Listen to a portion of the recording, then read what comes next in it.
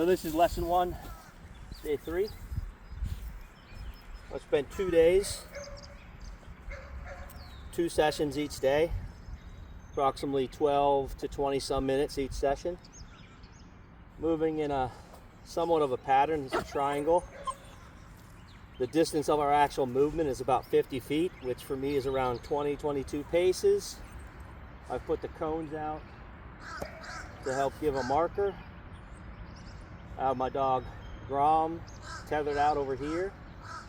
On this cone I actually have a baggie in the wind and the plastic container from the sandwich I had late this morning, which had a chicken salad sandwich in it. The dog and my distraction off to my left are further apart than the distance I want to travel. And today's the day we stage distractions. The first 2 days we've given the dog the full length of the leash on a slack chain collar, allowing the dog to figure out movement with the handler within 15 feet is comfort. Dogs naturally will seek to restore their own comfort, so that's what we're guiding the dog through this process of. When I move, move with me. Not only move with me, but move within 15 feet of me. Failure to move within 15 feet of me, 15 feet, 1 link in the chain, the dog, that's my leash, get out of there, is responsible for its own comfort or discomfort. This is naturally the way animals are, and we apply that to the training principles here. 15-foot line, non-verbal from the handler. We allow the dog to figure it out. On the third day, when we stage our distractions, I'm going to make the requirement move within 5 feet of me, but I'm still going to give the dog the latitude of, well, the length of the 15-foot leash, but the latitude is moved down to 5 feet. You can see this dog is already jazzed up about the dog out there. So as I head towards that distraction from point A to B, if any point along that way that I travel, the dog departs more than 5 feet from me, I don't care if the dog's walking more than 5 feet behind me. I don't care if the dog is walking more than 5 feet to each side. Because the point of this stage distraction is to draw the dog away from me. If the dog moves more than 5 feet away from me, heading directly towards the distraction, I'm simply going to do a right about turn and come back to my last point, wherever I'm at. Depending upon how the dog is acting from my distractions, maybe I'll come back to point A instead of heading over there to the other distraction point.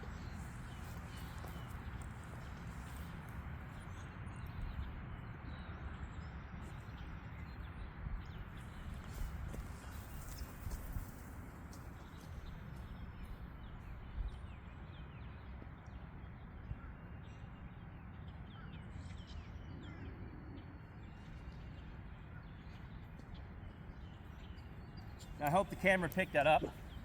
On my way, the dog was moving in front of me, but it was pretty dang near close to 5 feet. What I hope you could see is the dog looking over its shoulder at me, looking over its shoulder at me. Now when I reached my stopping point, the dog continued to move, which is why I turned and came back.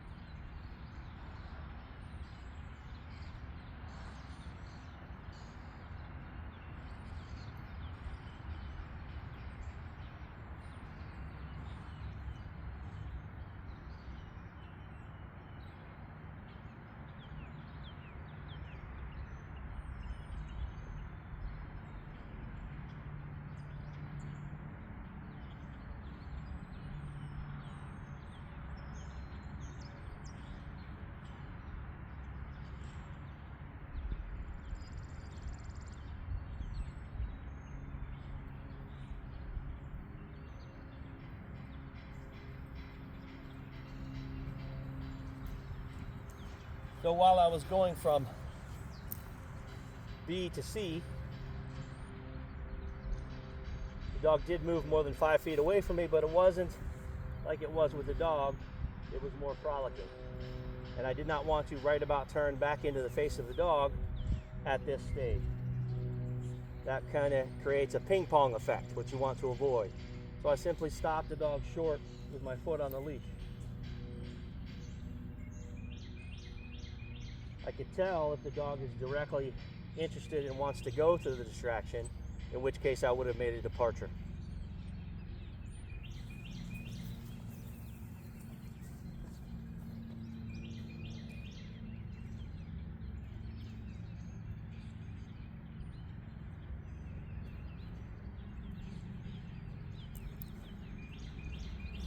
Again, dog traveled with me all the way to the point, was actually checking in with me. When I stopped, dog continued on.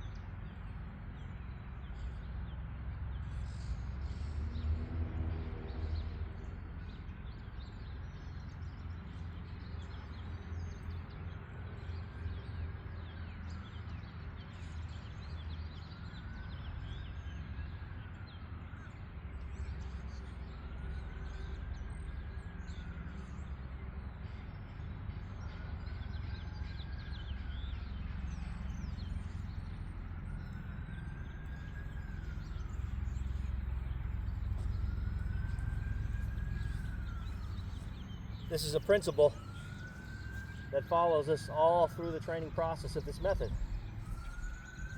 Comfort is its reward. The first reward is the absence of pressure. Within 15 feet, then within 5 feet. Allow the dog to claim responsibility for that.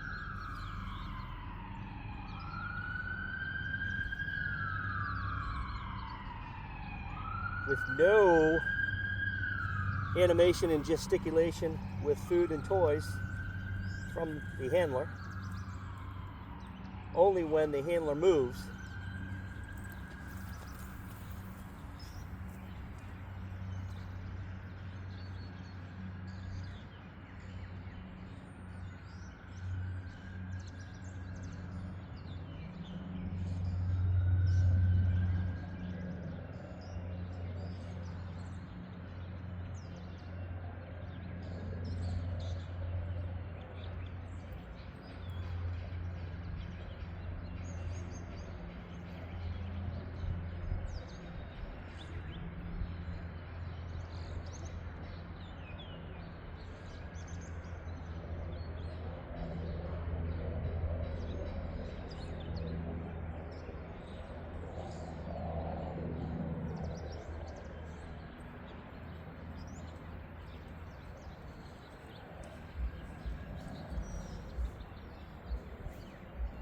There are times with movement from point A to B or C, the dog moves nicely with me. I may give it a little praise, but as you see, it causes that. So you have to make a determination when and where you'll do it, or step on the leash so that you can give a little physical praise. And if the dog decides to climb up on you, again, the dog corrects itself. Let it find the own comfort. We don't have to definitely necessarily address that. It's something that will go away on its own through the work.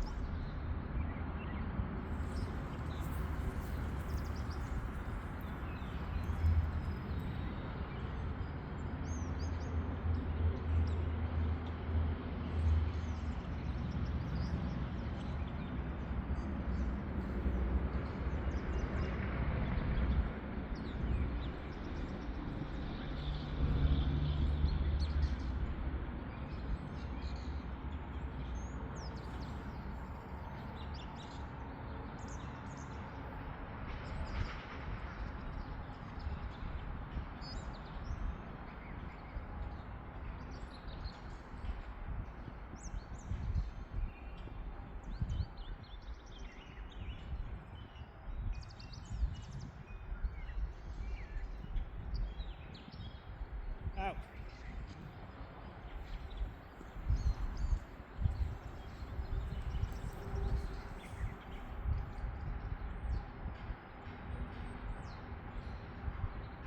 Because there's no big drama of just some guy talking to a camera, walking around, dragging the dog around. People don't want to watch. People don't want to see what's going on.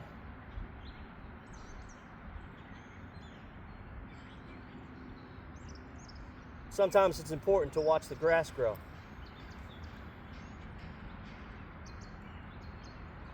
Or developing the eye to see the grass grow.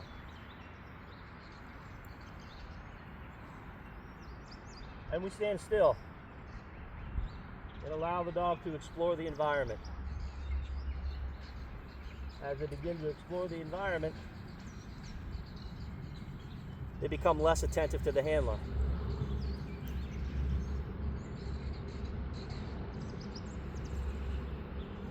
And that is when you develop timing and move.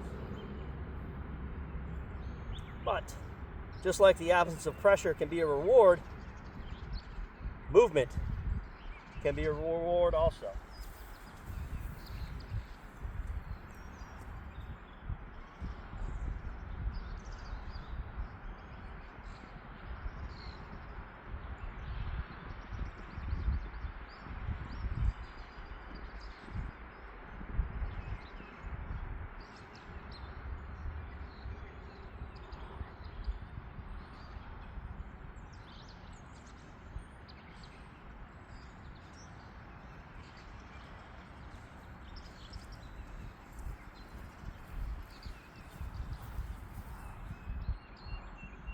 Count my steps.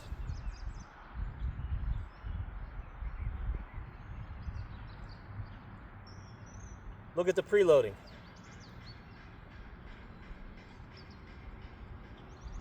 When you depart, always depart with the left leg.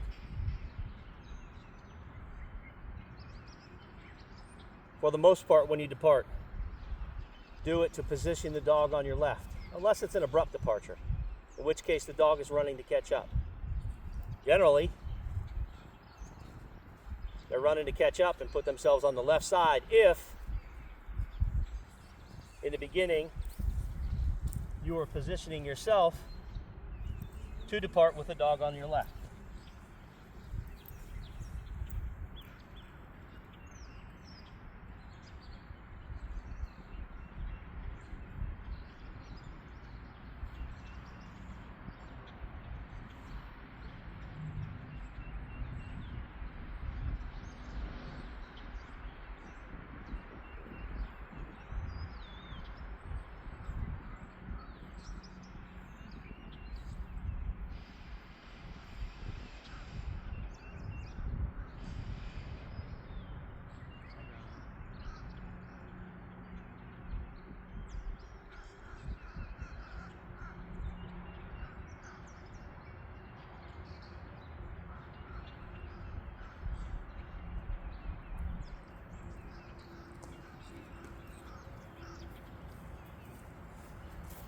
The preloads, departing with the dog on your left, departing with your left foot.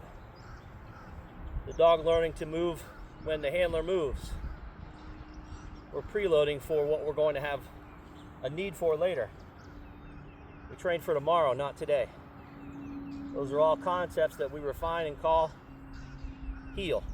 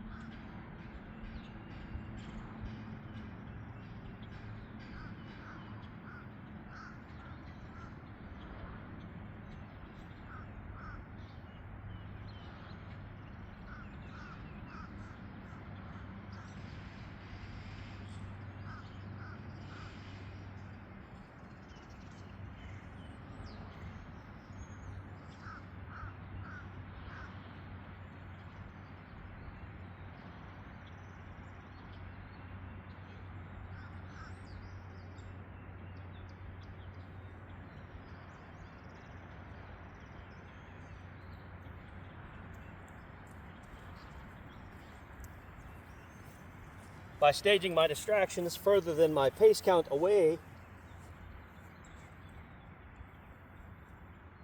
it must be more than my leash length away from my stopping points. But after a while, when the dog settles into the work, you can move those stopping points closer and closer, staying under threshold until you're on top of the distraction.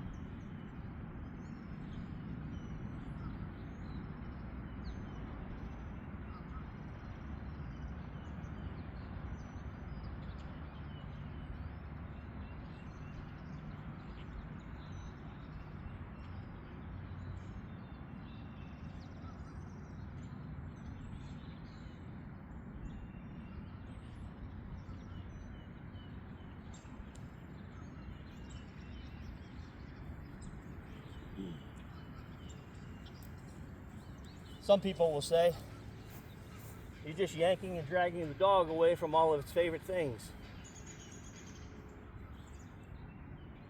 The method would tell you, you're letting the dog learn, move with the handler.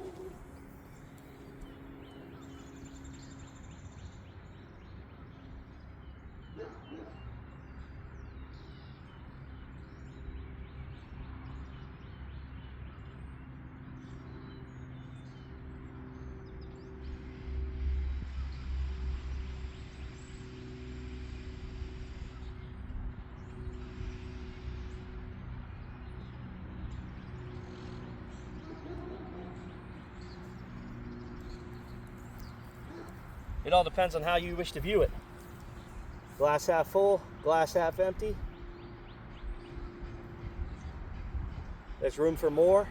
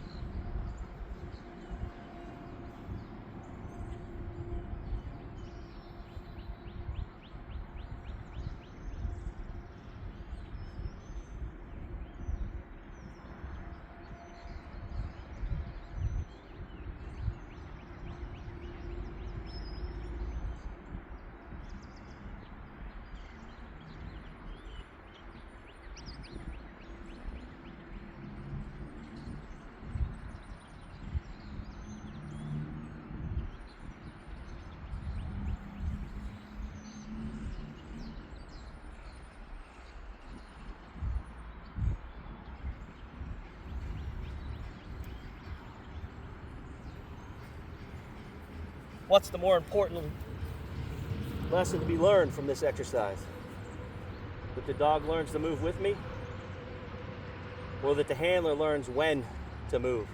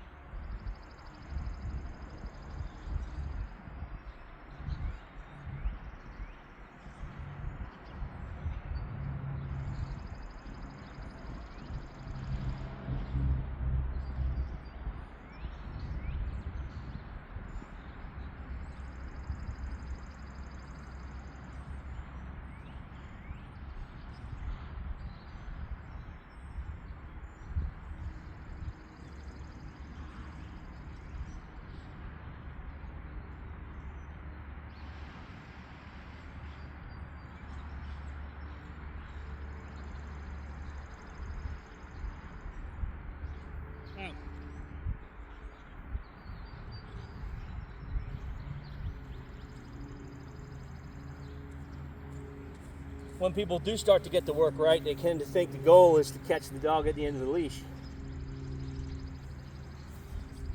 For some reason with this dog, the leash keeps getting caught on her back. The goal is to bank successful passes.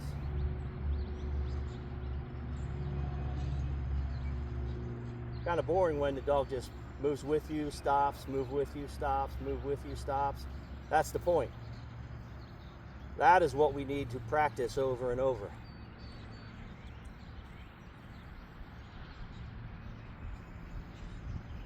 Not going to be perfect, but we work on being as precise as we can.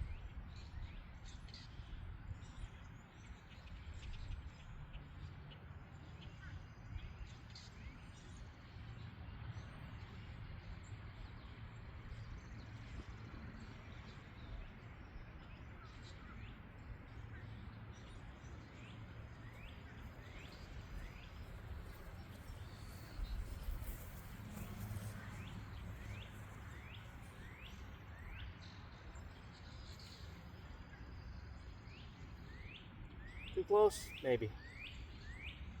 Maybe just close enough.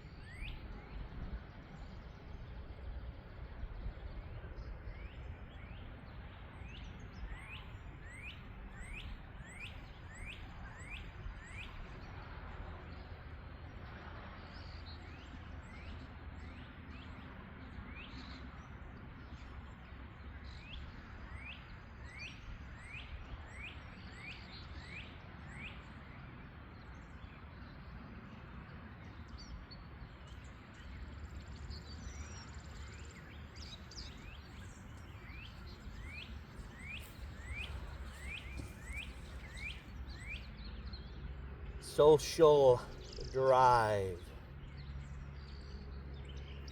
And sometimes very quickly the dog switches out of social, and our movement creates the modal shift back to social. Okay.